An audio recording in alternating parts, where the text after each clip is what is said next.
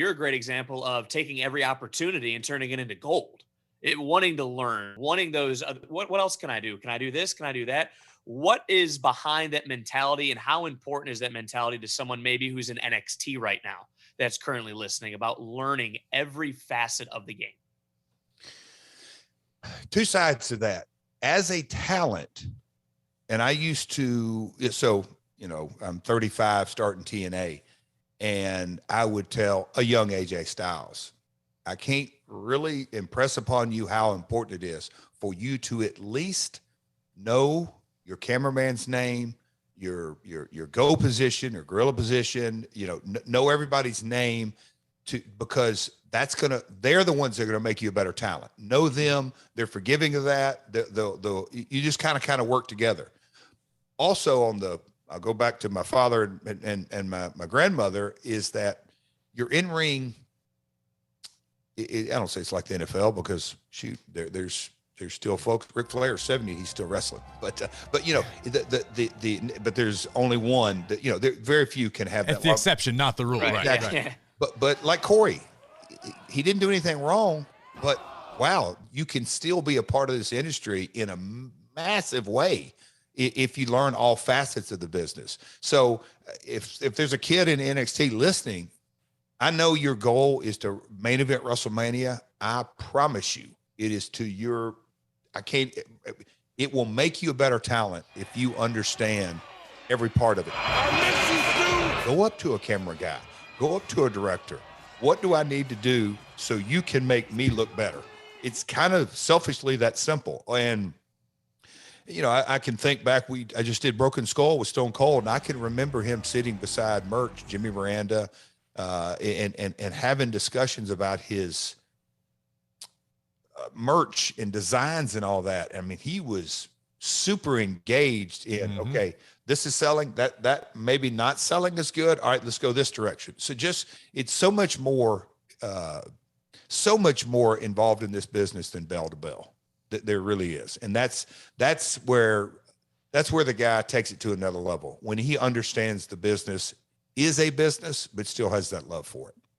Man, our conversation we had before you joined the call this is right in the same vein. Right, this is awesome. You're just keeping it rolling.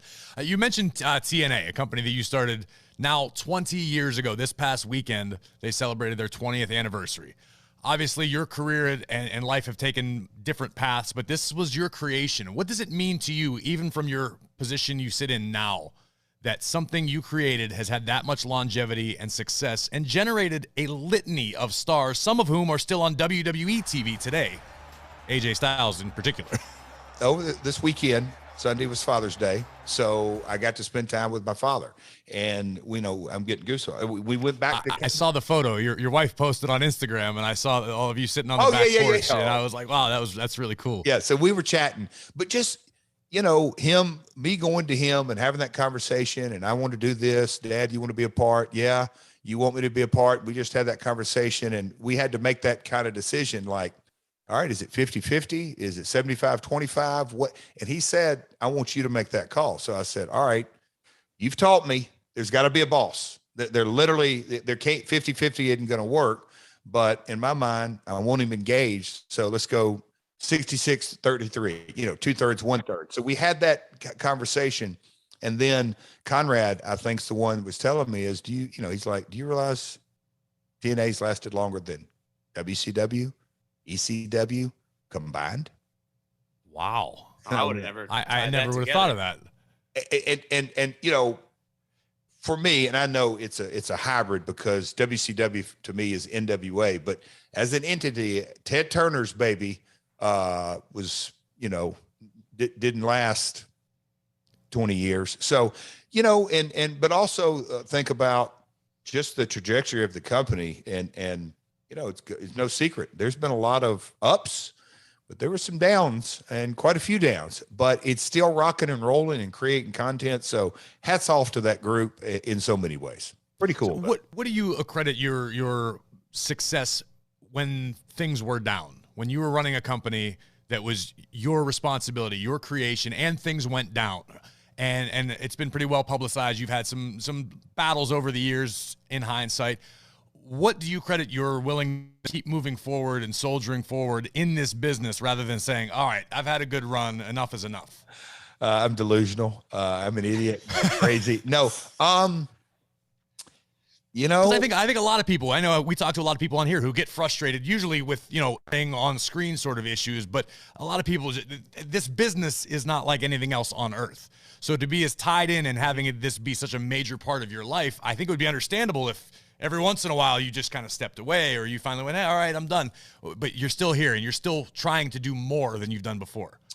I've got a passion for it that I can't really describe. I'm one of 5 kids, and I'm the only one out of the family that even really gave it a good shot, let alone have a passion for it. So I don't really I can't explain that, but getting into the business and, that poem, Don't Quit, is something I just read, and Conrad brought it up. I'm going to cut you off only because I listened to that episode, and that poem resonated with me to the point that when I got home, I was listening in my car, I looked up the poem and I sent it to my son. Oh, wow. And he responded back, and it hit me. It hit such a chord when I was listening to your story and your tale. And for anybody listening to this episode of ATB, check out Jeff's podcast, My World, where you go in depth with your struggles with addiction and alcohol and whatnot. And just such a powerful, powerful story. So hats off to you and congratulations for doing what you've done since then. I appreciate that. I think at the very core of it, we all have different kind of life moments. I had a high school basketball coach that really, he drilled it. Sometimes we hated to hear it, but you got a lot of options out there. Just make sure you cross off the list. Don't quit. You can rest, and that poem really gets into it. But you can take a break. And look, throughout my career, and it's been documented, me and Road Dogg, we took a break and walked. Yep. Was that the smartest thing to do? But there are certain things that just boil to the surface. And look, talent that are currently on the roster and wherever you're at in life, things are going to boil up. The best thing to do is just kind of take a downbeat and take a deep breath, because I think all of us collectively, we're all in this for kind of a different reason. But it is, I've said this in Nashville, when we have different conversations with musicians and tour folks and agents and all that, and they will tell me, man, you guys really are a different breed. And I said, you have no idea.